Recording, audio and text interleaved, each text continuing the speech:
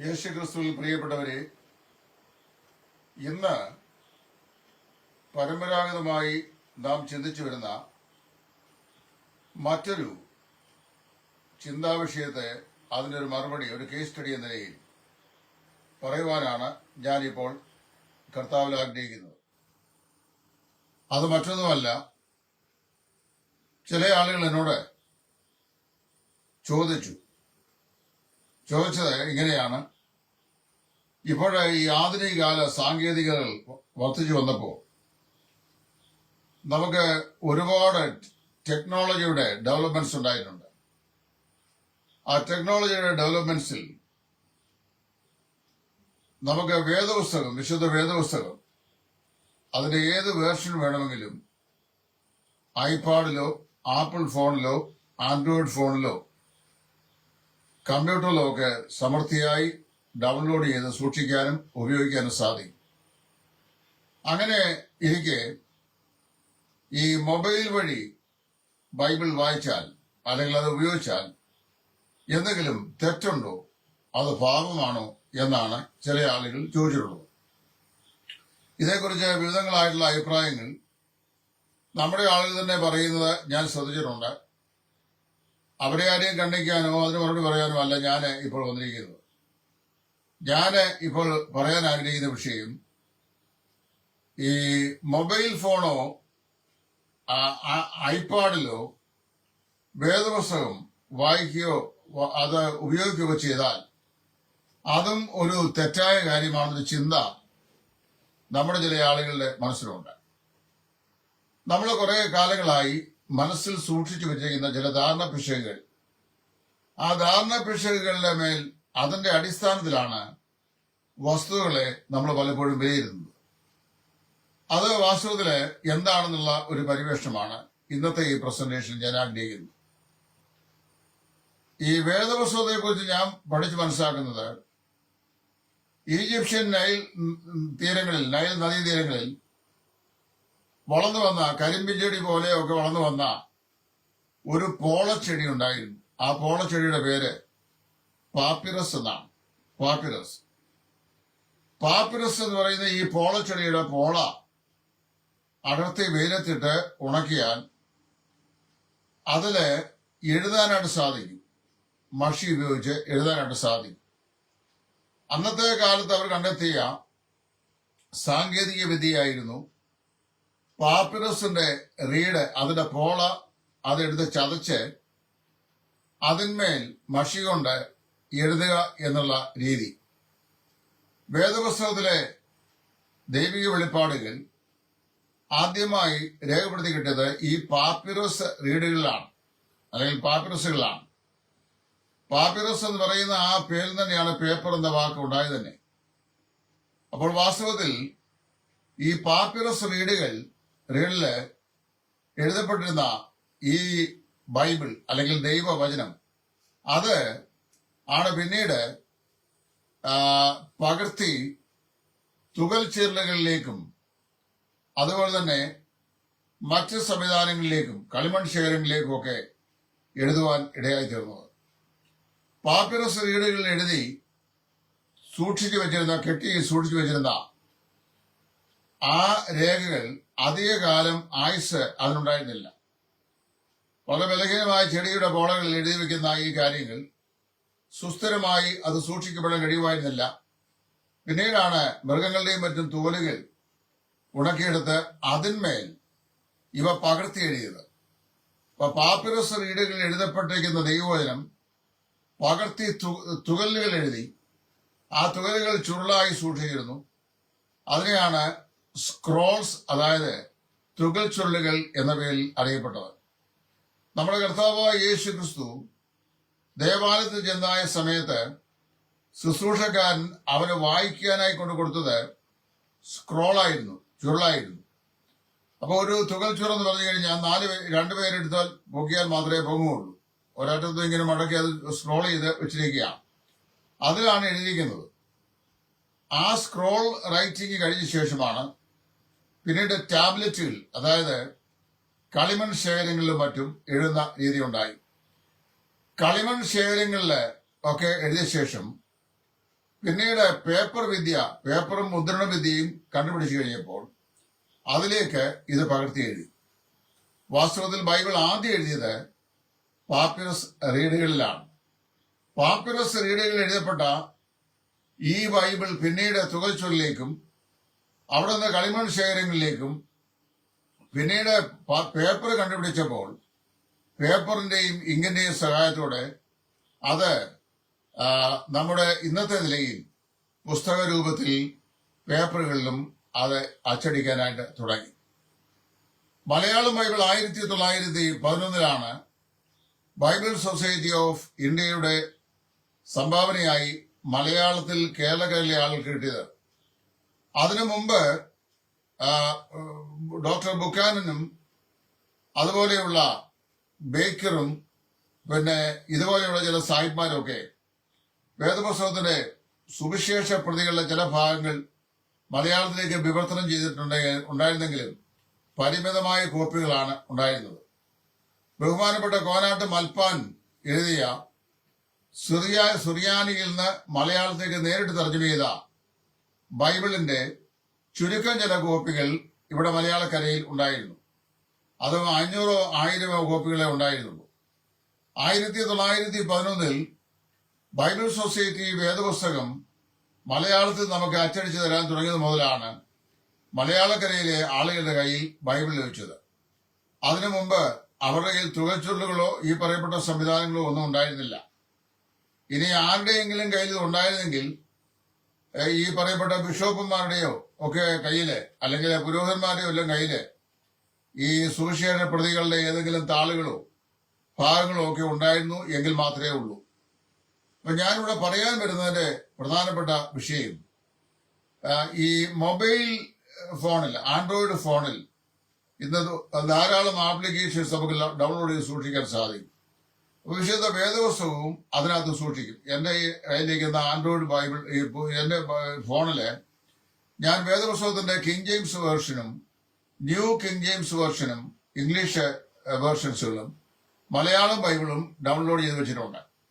അതെന്തിനാന്ന് ചോദിച്ചു കഴിഞ്ഞാൽ എനിക്കൊരു ക്വിക്ക് റെഫറൻസിന് വേണ്ടി ഒരു സഹായമായി തീരും എന്നുള്ളതുകൊണ്ടാണ്. അപ്പൊ അത് ഞാൻ അവസരമായി വിനിയോഗിക്കുക ചെയ്യാറുണ്ട്.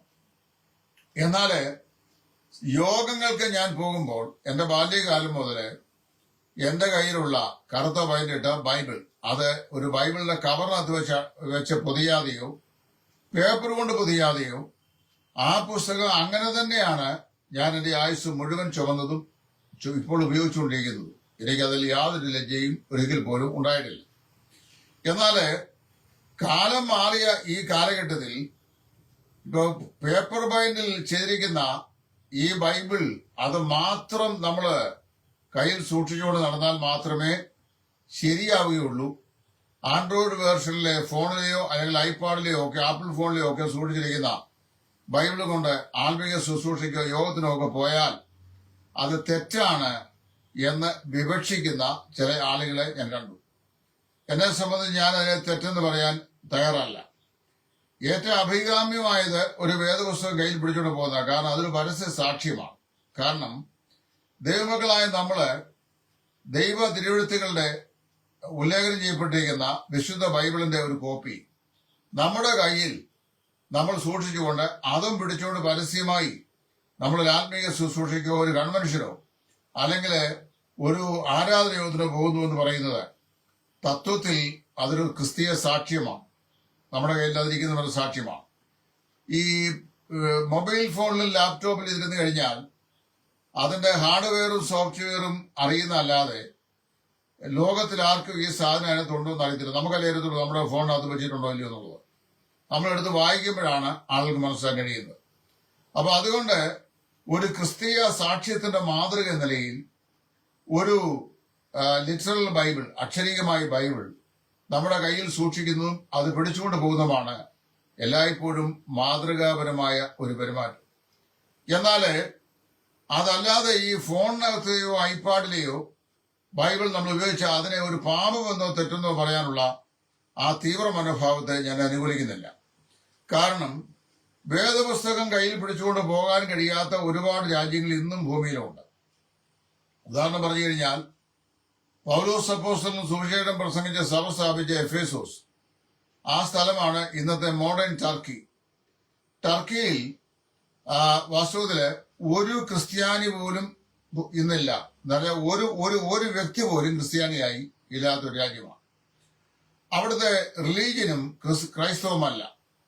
അപ്പൊ അവിടുത്തെ എയർപോർട്ടിൽ ചെന്നിറങ്ങിയാൽ വേദപുസ്തകം കണ്ടു കഴിഞ്ഞാൽ അവരുടെ അടുത്ത് അത് കയറി ചവിട്ടോടെ എഴുതും. അത് നമ്മളെ തെറിയയില്ല. അപ്പൊ അങ്ങനെയുള്ള പല രാജ്യങ്ങളും ഇന്നും ഭൂമിയിലുണ്ട്. എന്നാൽ അങ്ങനെയുള്ള രാജ്യങ്ങൾ സന്ദർശിക്കുന്ന നമുക്ക് സന്ദർശിക്കേണ്ട ആവശ്യം വന്നാൽ ഒരു മൊബൈലിലോ ഒരു ലാപ്ടോപ്പിലോ നമ്മുടെ ഈ വേദപുസ്തകം ഡൗൺലോഡ് വെച്ചിട്ടുണ്ടെങ്കിൽ നമുക്ക് അവസരോചിതമായി അത് വിനിയോഗിക്കുവാനായിട്ട് സാധിക്കും. അതിന് യാതൊരു തടസ്സവുമില്ല. അതൊരു സൗകര്യമായിട്ടാണ് ഞാൻ മനസ്സിലാക്കുന്നത്.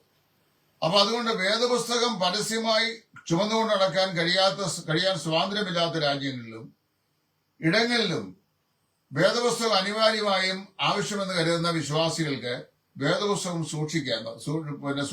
ഇങ്ങനെയുള്ള സാങ്കേതികത സൂക്ഷിക്കുന്നത് സൗകര്യപ്രദമായ ഒരു കാര്യമാണ്. എന്നാൽ ഇന്നത്തെ യങ്സ്റ്റേഴ്സ് വിദേശ രാജ്യങ്ങളിലും ഒക്കെ വേദപുസ്തകം കയ്യിൽ പിടിക്കാതെ അവർ ഈ മൊബൈൽ ഫോണും കൊണ്ട് യോഗത്തിന് വരികയും മൊബൈൽ ഫോണും കൊണ്ടും അല്ലെങ്കിൽ ഐപാഡ് നോക്കി ഇത് റീഡ് ചെയ്യുമ്പോൾ പഴയ ആളുകൾക്ക് ഒരല്പം ബുദ്ധിമുട്ടുണ്ടാകും. എന്തറിയാമോ? കാര്യം അവരുടെ കാലഘട്ടങ്ങളിൽ ഈ പറയപ്പെട്ട സാങ്കേതിക സൗകര്യങ്ങളൊന്നും ഉണ്ടായിരുന്നില്ല.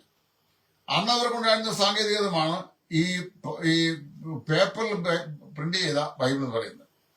അവർക്ക് മുമ്പുണ്ടായിരുന്ന തലമുറകൾക്ക് പേപ്പറിലായിരുന്നു അവർ തുകൽ ചുരുളിൽ എഴുതപ്പെട്ടിരുന്ന തിരുവഴുത്തുകളെയാണ് വായിച്ചിരുന്നത്. അതിനു മുമ്പ് 2000 വർഷം മുമ്പ് വേദപുസ്തകം എഴുതുമ്പോൾ തുകൽ ചുരുളുമില്ല, പേപ്പറുമില്ല, പാപ്പിറസ് റീഡുകളിൽ ആണ് അവ എഴുതപ്പെട്ടിരിക്കുന്നത്. ഇപ്പൊ ആരെങ്കിലും പറയുക ഈ വേദപുസ്തകം എഴുതിയിരിക്കുന്നത് പാപ്പിറസ് റീഡുകളിലാണ്, പാപ്പിറസ് കോളകളാണ് ഇരിക്കുന്നത്, അതുകൊണ്ട് ഈ തുകൽച്ചലിൽ എഴുതപ്പെട്ടിരിക്കുന്ന വേദപുസ്തക ബൈബിളിലെ ഞാൻ അംഗീകരിക്കുന്നില്ല, പേപ്പറിൽ പ്രിന്റ് ചെയ്യപ്പെട്ടിരിക്കുന്ന ബൈബിളിനെയും ഞാൻ സ്വീകരിക്കുന്നില്ല, പാപ്പിറസ് റീഡാണ് അത് പരസ്യമായ ഒരു സാക്ഷ്യം, അതാണ് നല്ലതെന്ന് പറഞ്ഞു കഴിഞ്ഞാൽ അല്ലെങ്കിൽ യുക്തിഹീനത എന്ന് മാത്രമേ, അല്ലെങ്കിൽ ഒരു പിടിവാശി എന്ന് മാത്രമേ പറയാൻ നിർവാഹമുള്ളൂ. ഈ ബൈബിള് ഞാൻ വിശ്വസിക്കുന്നത് അത് പേപ്പറിനകത്ത് പ്രിന്റ് ചെയ്താലും ആൻഡ്രോയിഡ് വേർഷനുള്ള ഫോണിൽ അത് ഡൗൺലോഡ് ചെയ്താലും ആപ്പിൾ ഫോണിലോ ആപ്പിൾ ഐപാഡിലോ അത് ഡൗൺലോഡ് ചെയ്ത് സൂക്ഷിച്ചാലും ഈ പറയപ്പെട്ടതെല്ലാം മുദ്രിതമായിരിക്കുന്ന വചനങ്ങളാണ്. എന്നാൽ ദൈവവചനം അതിൽ എഴുതപ്പെട്ടിരിക്കുന്ന ഈ നമ്മള് കറുത്ത പൈലിട്ട ഈ പുസ്തകത്തിൽ പ്രിന്റ് ചെയ്തിരിക്കുന്ന ദൈവവചനത്തിനാണ് പ്രാധാന്യത, അല്ലാതെ പേപ്പറിനല്ല പ്രാധാന്യത, അല്ല പുസ്തകത്തിനല്ല പ്രാധാന്യത. അതുപോലെ ആൻഡ്രോയിഡ് ഫോണിനകത്ത് ഡൗൺലോഡ് വെച്ചിരിക്കുന്ന ദൈവവചനത്തിനാണ് പ്രാധാന്യത, അല്ലാതെ അത് ഫോണിൽ ഡൗൺലോഡ് ചെയ്തുകൊണ്ട് അത് ദൈവവചനം അല്ലാതെ വരുന്നില്ല. ഇനി അപ്പോൾ തന്നെ വേറൊരു കാര്യം മനസ്സിലാക്കണം, ദൈവനിശ്വസ്തതയാകുന്ന ഇൻസ്പിരേഷൻ എന്ന് പറയുന്നത് അത് ആൻഡ്രോയിഡ് ഫോണിൽ ഡൗൺലോഡ് ചെയ്ത ബൈബിളിലുമില്ല, പിന്നെ നമ്മുടെ കയ്യിലിരിക്കുന്ന കറുത്ത പതിനെട്ട് ബൈബിളിലും ഇല്ല. അതിനകത്തൊന്നും ഇൻസ്പിറേഷൻ ഇല്ല, അതൊന്നും ഇൻസ്പയർഡ് ബുക്കുകളല്ല. ദൈവനിശ്വസ്തമായ പുസ്തകത്തിന്റെ മുദ്രിത ഭാവത്തിൽ ലഭിച്ച സാധനമാണ് നമ്മുടെ കയ്യിലിരിക്കുന്ന ബൈബിൾ. അപ്പൊ അതുകൊണ്ട് വിവർത്തനങ്ങളിലോ പകർത്തി എഴുത്തുകളിലോ കോപ്പികളിലോ ആൻഡ്രോയിഡ് ഫോണിൽ ഡൗൺലോഡ് ചെയ്ത ബൈബിളിലോ മുദ്രിതമായി നമ്മുടെ കയ്യിൽ കിട്ടിയിരിക്കുന്ന കറുത്ത പതിനെട്ട പുസ്തകമോ അതൊന്നും തന്നെ എന്നല്ല, ഇൻസ്പയർഡ് അല്ല, ദൈവനിശ്വസ്തമല്ല. അതുകൊണ്ട് അത് ദൈവനിശ്വസ്തമാക്കുന്ന വചനം രേഖപ്പെടുത്തിയിരിക്കുന്ന ഗ്രന്ഥങ്ങളാണ്. ഒന്ന് പേപ്പറിൽ രേഖപ്പെടുത്തിയിരിക്കുന്നു, മറ്റൊന്ന് ഫോണിൽ രേഖപ്പെടുത്തി, ഇലക്ട്രോണിക് മീഡിയത്തിൽ അത് രേഖപ്പെടുത്തിയിരിക്കുന്നു. അപ്പൊ പേപ്പറിൽ രേഖപ്പെടുത്തുമ്പോൾ നമ്മളിപ്പോഴേ ഈ പാസ്പോർട്ട് തന്നെ ഇല്ലാതെ പോവുകയാണ് രാജ്യാന്തര യാത്രകൾക്ക് വേണ്ടി. ഇത് നമുക്ക് ഏറ്റവും അത്യാവശ്യമായ 2 സാധനങ്ങളാണ്, വിസയും പാസ്പോർട്ടും. എന്നാൽ ഇനിയും അധികം താമസിയാതെ ഈ പാസ്പോർട്ട് ആവശ്യമില്ല വരിക. കാര്യം അത് ദുബൈയിലൊക്കെ ആയി തുടങ്ങിയെന്ന് ഞാൻ കേട്ടു. ഇനിയിപ്പോ പെട്ടെന്ന് യൂറോപ്യൻ രാജ്യങ്ങളിലൊക്കെ പെട്ടെന്ന് വ്യാപിക്കും. പാസ്പോർട്ട് ആവശ്യമില്ല, അറിയാവോ? ഐ റെക്കഗ്നീഷൻ മുതലായ ഡേറ്റ ഒരിക്കൽ എൻട്രി ചെയ്ത് കഴിഞ്ഞാൽ അതവിടെ മതിയാവും. ആ സാങ്കേതികത്തിലേക്ക് വരികയാണ്. അപ്പൊ അതുകൊണ്ട് ഈ വേദപുസ്തകം എന്ന് പറയുമ്പോൾ നമ്മളിതിനൊരു പൂജാ വിഗ്രഹം പോലെയാണ് പല ആളുകളും കണക്കാക്കുന്നത്. വലിയ പരിഭാവനയോടെ വലിയ ഭക്തി അദ്ദേഹം അതിനെ അനാദിക്കണം എന്നല്ല ഞാൻ പറഞ്ഞത്. ഇപ്പൊ എന്നോട് ഒരാൾ ചോദിച്ചു, ഉപയോഗിച്ചുകൊണ്ടിരുന്ന പഴഞ്ചൻ ബൈബിൾ അത് ഉപയോഗരഹിതമായാൽ എന്ത് ചെയ്യണം? കത്തിച്ച് കളയാൻ എനിക്ക് പ്രയാസമുണ്ട്. കാര്യം അത് ദൈവവചനമാണ്. പിന്നെ അലക്ഷ്യമായി എവിടെയെങ്കിലും ഇടാനും പ്രയാസമുണ്ട്. പിന്നെ എങ്ങനെയാണ് അത് സൂക്ഷിക്കുന്നത്? ഞാൻ പറഞ്ഞു, പേടിക്കണ്ട, ഞാൻ 2 പ്രാവശ്യം എന്റെ ബൈബിള് കത്തിച്ച് കളഞ്ഞു. അതെന്തിനാ ചോദിച്ചു കഴിഞ്ഞാല്, ദൈവവചനം പ്രിന്റ് ചെയ്യപ്പെട്ടിരിക്കുന്ന പുസ്തകമാണ്. അത് ദൈവനിശ്വസ്തമല്ല പുസ്തകം. ദൈവനിശ്വസ്തമാകുന്ന ദൈവവചനത്തിന്റെ വിവർത്തനങ്ങൾ നമുക്ക് തന്നിരിക്കുന്നതാണ്, ഒരു ബുക്ക് രൂപത്തിൽ തന്നിരിക്കുകയാണ്. അപ്പൊ അത് അലക്ഷ്യമായി എവിടെയെങ്കിലും ഒക്കെ വാരി ചേറിയിട്ടിട്ട് ചവിട്ടി തേച്ച് കളയുന്നതിനേക്കാൾ നല്ലത് അത് ഡാമേജ് ആണെങ്കിൽ കത്തിച്ച് കളഞ്ഞാൽ അതിനകത്ത് യാതൊരു ദോഷവുമില്ല. എന്ത് തകരാറ് സംഭവിക്കുന്നത്? ഒന്നും സംഭവിക്കുകയില്ല. ഒരുപാട് തെറ്റായ വിശ്വാസങ്ങൾ നമ്മുടെയൊക്കെ മനസ്സിൽ നമ്മൾ വെച്ച് പുലർത്തിയിട്ടുണ്ട്. അതിൽ നിന്ന് ഉരുത്തിരിഞ്ഞ ഒന്നാണ് മൊബൈലിലോ ലാപ്ടോപ്പിലോ നമ്മൾ ബൈബിൾ ഉപയോഗിച്ചാൽ അത് തെറ്റാണെന്നുള്ള വ്യാഖ്യാനം. അടുത്ത കാലത്ത് ഒരു ദൈവദാസൻ അതേക്കുറിച്ച് പറഞ്ഞ വ്യാഖ്യാനത്തിനകത്ത് പറഞ്ഞൊരു വ്യാഖ്യാനം, ഞാൻ പ്രസംഗത്തിൽ പറഞ്ഞൊരു വിഷയം ഞാൻ കേട്ടു. അതായത് ഈ ആൻഡ്രോയിഡ് ഫോണിനകത്ത് ഒരുപാട് അശുദ്ധമായ കാര്യങ്ങളുണ്ട്. അതുകൊണ്ട് അതിനകത്ത് വെച്ചിരിക്കുന്ന ബൈബിള് നമ്മൾ ഉപയോഗിക്കുന്നത് ശരിയല്ലെന്ന്. ആൻഡ്രോയിഡ് ഫോണിൽ എന്തെല്ലാം കാണും. ഇപ്പൊ ആൻഡ്രോയിഡ് ഫോണും നമ്മൾ ഫേസ്ബുക്ക് തുറന്നാൽ നമുക്ക് വേണ്ടാത്ത ഒരു ആപ്ലിക്കേഷൻ തുറന്നാൽ വേണ്ടാത്ത 12 ആപ്ലിക്കേഷൻ ഒന്നിച്ചടവ് വരും. അത് മ്ലേച്ഛമായ ആപ്ലിക്കേഷനുണ്ട്. അത് കാണണമെന്ന് താല്പര്യമുള്ള ആൾക്കാരല്ലേ അത് കാണേണ്ട ആവശ്യമുള്ളൂ. അല്ലാതെ അത് തുറന്ന് കാണണമെന്ന് വല്ല നിർബന്ധമുണ്ടോ? ഇല്ലല്ലോ. അതുകൊണ്ട് ഈ ആൻഡ്രോയിഡ് ഫോണിൽ ഒരുപാട് ആപ്ലിക്കേഷൻസ് ഉണ്ട്. അത് നമുക്ക് ആവശ്യമുള്ള ആപ്ലിക്കേഷൻ മാത്രം നോക്കിയാൽ മതി. അത് ഒരുപാട് ആപ്ലിക്കേഷൻ അതിനുള്ളത് കൊണ്ട് വേദപുസ്തകം അതിനകത്ത് ഡൗൺലോഡ് ചെയ്ത് വെച്ച് കഴിഞ്ഞാൽ അതിനകത്ത് പാപം പ്രവേശിക്കുമോ? ഇല്ലല്ലോ. ദൈവം അത് കയറുകയില്ല. അപ്പൊ ഇതൊക്കെ തെറ്റായ ഒരു ധാരണകളാണ്. അപ്പൊ നമ്മള് അമിതമായിരുന്ന പ്രാധാന്യം ചില കാര്യങ്ങൾക്ക് നൽകിയിട്ട് ദൈവം പോലും ഉദ്ദേശിക്കാത്ത കാര്യങ്ങളെ നമ്മൾ അങ്ങ് അടിച്ചേൽപ്പിക്കുക, അത് പാടില്ല. ഇത് പാടില്ല. ഇപ്പൊ നാളെ രാവിലെ നമ്മുടെ ചർച്ചില് യങ്സ്റ്റേഴ്സ് ആകുന്ന ആൾക്കാർ ആരെങ്കിലും ഒരു ഐപാഡ് കൊണ്ടോ അല്ലെങ്കിൽ ഒരു ടാബ് കൊണ്ടോ അതിനകത്ത് വേദോസ്തം ഉണ്ട്, അതുകൊണ്ട് വന്നു കഴിഞ്ഞാൽ അയ്യോ നീ ഐപാഡ് കൊണ്ട് വരികയാണ്, അതുകൊണ്ട് ആരാരും സംബന്ധിക്കേണ്ട എന്ന് പറയാൻ നമുക്ക് വല്ല റൈറ്റുമുണ്ട്? വേദപുസ്തകത്തിലെ ദൈവവചനം അത് ഏത് നിലയിലും ആകട്ടെ, ഏത് നിലയിലായിരുന്നാലും നമുക്ക് യാതൊരു പ്രശ്നവുമില്ല. എന്നാൽ ആദ്യം ഞാൻ സൂചിപ്പിച്ച പോലെ ഒരു കറുത്ത ബൈൻഡിട്ട ബൈബിൾ നമ്മുടെ വലങ്കയിൽ പിടിച്ചുകൊണ്ട് നമ്മളൊരു സഭായോഗത്തിന് പോവുക എന്ന് പറയുന്നത് എന്നെ സംബന്ധിച്ചൊരു അഭിമാനവും അതുപോലെ തന്നെ എനിക്ക് അത് ഒരു ക്രിസ്തീയ സാക്ഷ്യവുമാണ്. അതുകൊണ്ടാണ് എന്റെ ജീവിതത്തിൽ ഒരിക്കലും ഞാൻ വേദപുസ്തകം പൊതിഞ്ഞിട്ടില്ല. ഇന്ന് വരെ ഞാൻ വേദപുസ്തകത്തിന് ഒരു ബൈബിൾ കവർ വാങ്ങിച്ചിട്ടില്ല. ഞാൻ എന്ത് വെച്ചില്ല. കാര്യം എന്റെ വേദപുസ്തകം പഴയ വേദപുസ്തകമാണ്. ആ വേദപുസ്തകം എന്നെ നെഞ്ചോട് ചേർത്ത് പിടിച്ചുകൊണ്ടാണ് ഞാൻ എല്ലാ യോഗങ്ങൾക്കും പോയിട്ടുള്ളത്. എനിക്ക് യാതൊരു വിധമായ അപമാനവും അത് ഇന്നുവരെയും തോന്നിയിട്ടില്ല. അതുകൊണ്ട് ഞാൻ ഒരിക്കൽ കൂടി അങ്ങനെയുള്ള കാര്യങ്ങൾ ചിന്തിക്കാറില്ല, ചെയ്യാറില്ല. അപ്പൊ അതുകൊണ്ട് ഞാൻ പറഞ്ഞറിയാം. എന്നാൽ യങ്സ്റ്റേഴ്സിൽ ആരെങ്കിലും പ്രത്യേകിച്ച് ഈ ടെക്നോളജി വികസിതമാകുന്ന ഈ കാലഘട്ടങ്ങളിൽ ഒരു ഇലക്ട്രോണിക് ബൈബിളുമായി ഒരു യോഗസ്ഥലത്ത് വന്നു കഴിഞ്ഞാൽ ഉടനെ അവനെ ക്രൂശിക്കാൻ പോകേണ്ട ആവശ്യമില്ല. കാരണം അതും വേദപുസ്തകത്തിലെ വചനങ്ങളാണ്, ദൈവനിശ്വസ്തമല്ല. ദൈവനിശ്വസ്തമായ വചനത്തിന്റെ ഇലക്ട്രോണിക് വേർഷനാണ്. മനസ്സിലായോ? അപ്പം അവിടെ ഇലക്ട്രോണിക് വേർഷൻ അവൻ കൈകാര്യം ചെയ്യുന്നു, നമ്മൾ മാനുവൽ വേർഷൻ കൈകാര്യം ചെയ്യുന്നു. ഇതോടൊരു വ്യത്യാസം. അപ്പൊ മാനുവൽ വേർഷൻ കൈകാര്യം ചെയ്യുന്നവർക്ക് ഇലക്ട്രോണിക് വേർഷൻ കൈകാര്യം ചെയ്യുന്നതിനേക്കാൾ ഏതെങ്കിലും പ്രത്യേക പ്രാധാന്യതയോ പ്രത്യേക അനുഗ്രഹമോ ഇല്ല. ഇലക്ട്രോണിക് വേർഷൻ ആയാലും മാനുവൽ വേർഷൻ ആയാലും അത് വായിക്കുകയും അത് പഠിക്കുകയും വായിച്ച് കേൾപ്പിക്കുകയും ചെയ്തവൻ ഭാഗ്യവാൻ, അത് എഴുതിക്കുന്ന പ്രമാണിക്കുന്നവൻ ഭാഗ്യവാൻ എന്നാണ് ദൈവവചനം പറയുന്നത്. അപ്പൊ ഇങ്ങനെയുള്ള ചില തെറ്റായ ധാരണകൾ പല കാര്യങ്ങളെ സംബന്ധിച്ച് നമ്മൾ മനസ്സിൽ താലോലിക്കാറുണ്ട്. പ്രധാനപ്പെട്ട വിഷയങ്ങളെ അവഗണിക്കുകയും അപ്രധാനപ്പെട്ട പല കാര്യങ്ങൾക്കും അമിതമാകുന്ന പ്രാധാന്യത കൽപ്പിക്കുകയും ചെയ്തുകൊണ്ട് എന്ത് ചെയ്യുന്നു? നമ്മള് പല കാര്യങ്ങളും ഇങ്ങനെ ചെയ്യുന്നു. അപ്പൊ അതുകൊണ്ട് ഞാൻ ഇപ്പോഴും പറയുകയാണ്, വേദപുസ്തകം കയ്യിൽ എടുത്തുകൊണ്ട് സഭായോഗത്തിന് പോകുന്നതാണ് ഏറ്റവും നല്ല മാതൃക. കഴിഞ്ഞ ദിവസം ആവരണത്തെ കുറിച്ച് പറഞ്ഞ പോലെ. എന്നാല് വേദപുസ്തകം പറ്റുന്നില്ല, ഒരു മൊബൈലോ അല്ലെങ്കിൽ ഒരു ലാപ്ടോപ്പോ അല്ലെങ്കിൽ ഒരു ഒരു ഒരു ഐപാഡോ ആണ് അവന്റെ ഉള്ളത്. അതിൽ വേദപുസ്തകം വായിച്ചാൽ വലിയ തെറ്റുണ്ടോ? ഏതെങ്കിലും ദോഷം സംഭവിക്കുമോ? ഒരിക്കലുമില്ല. ഇനി മറ്റൊരു രസം ഞാൻ പറയാം. 1997 ഞാൻ സ്റ്റേറ്റ്സിൽ പോയി മടങ്ങി വരുമ്പോൾ അന്ന് ഈ കമ്പ്യൂട്ടർ ബൈബിൾ ചെറിയ ടാബ് ഈ നമ്മുടെ ഈ ഫോണിന്റെ വലിപ്പമുള്ളൊരു ഇത്രയില്ല, ഇതിനെക്കാട്ടി ചെറുതാണ് ഒരു ഇലക്ട്രോണിക് സാധനം. അതിനകത്തൊരു ചിപ്പുണ്ട്. ആ ചിപ്പ് ബൈബിളാണ്. അപ്പൊ എനിക്ക് വളരെ ആകർഷകത്വം തോന്നി. ഞാൻ അവിടുന്ന് ന്യൂയോർക്കിൽ വെച്ച് ഒരു കമ്പ്യൂട്ടർ ചിപ്പ് വാങ്ങി അതിന്റെ മെഷീനുമാണ് വാങ്ങിച്ചിട്ട് ഇവിടെ കൊണ്ടുവന്നു. അത് കൊണ്ടുവന്ന് ഞാന് അതൊരു ബൈബിൾ ക്ലാസ്സിന് ഞാൻ ഉപയോഗിച്ചപ്പോൾ എന്നെ രൂക്ഷമായി വിമർശിച്ച ആളിന്റെ മകൻ, ശ്രദ്ധിക്കണം, എന്നെ രൂക്ഷമായി വിമർശിച്ച ആളിന്റെ മകൻ 3 കൊല്ലം കഴിഞ്ഞ്, 3 4 5 കൊല്ലം കഴിഞ്ഞ് ഞാൻ പോയ അതേ സ്ഥലത്ത് തന്നെ വന്നപ്പോ അദ്ദേഹം ഒരു ഇതുമായിട്ടാ വന്നേ, ഏതാ ഈ ടാബുമായിട്ടാ വന്നേ. ഈ ടാബ് വെച്ചുകൊണ്ടാണ് അദ്ദേഹം വേദപുസ്തകം വായിച്ചതും അദ്ദേഹം ഞായറാഴ്ച പ്രസംഗിച്ചതും. അപ്പൊ എന്നെ രൂക്ഷമായി വിമർശിച്ച പിതാവ് മകൻ ഇതും കൊണ്ട് വന്നു കഴിഞ്ഞപ്പോൾ മിണ്ടാട്ടമില്ല, എന്നാ എന്നെ വിമർശിക്കുകയും ചെയ്തു. ഇത് നമ്മുടെ ചില ആൾക്കാരുടെ ചില സൂക്കേടുകളാണ്. അതുകൊണ്ട് നിങ്ങളുടെ കാര്യം മനസ്സിലാക്കുക, ഈ പലരും ചിന്തിക്കുന്ന പോലെ നമ്മുടെ കയ്യിലിരിക്കുന്ന പ്രിന്റഡ് ബൈബിളോ ഇലക്ട്രോണിക് ബൈബിളോ ദൈവ നിശ്വസ്തത ഉള്ളതല്ല. മറിച്ച് അവയെല്ലാം ദൈവനിശ്വസ്തമാക്കുന്ന വേദപുസ്തകത്തിന്റെ തിരുവഴുത്തുകളുടെ പ്രിന്റഡ് ഫോമോ ഇലക്ട്രോണിക് വേർഷനോ ആണ്. അപ്പൊ ദൈവനിശ്വസ്തമാകുന്ന ദൈവവചനത്തിന്റെ പ്രിന്റഡ് ഫോം അല്ലെങ്കിൽ ഇലക്ട്രോണിക് വേർഷൻ അത് നമ്മൾ കൈകാര്യം ചെയ്യുന്നു. കൺവീനിയൻസ് സൈക്കിൾ നമ്മൾ കൈകാര്യം ചെയ്താൽ ഒരിക്കലും തെറ്റല്ല.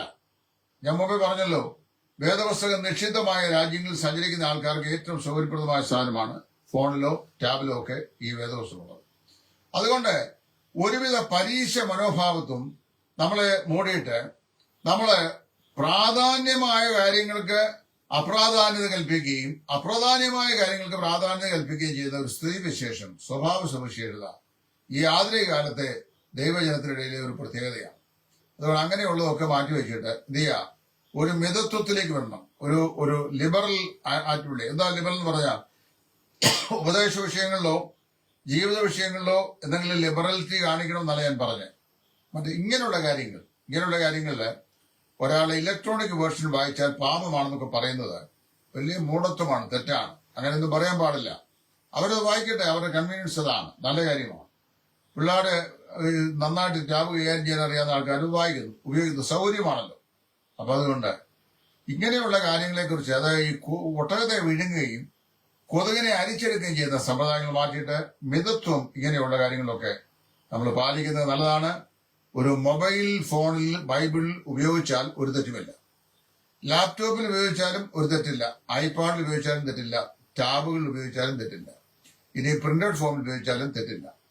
ഒരു മഹത്തായ മാതൃക എന്ന നിലയിൽ, പരസ്യ സാക്ഷ്യത്തിന് പ്രയോജനപ്രദ നിലയിൽ വിശുദ്ധ വേദപുസ്തകം കയ്യിൽ പിടിച്ചുകൊണ്ട് പോകുന്നതാണ് ഞാൻ സാധാരണയായി പ്രിഫർ ചെയ്യുന്നത്. അപ്പോൾ തന്നെ എന്റെ ഫോണിനകത്ത് വേദപുസ്തകം ഉണ്ട് താനും.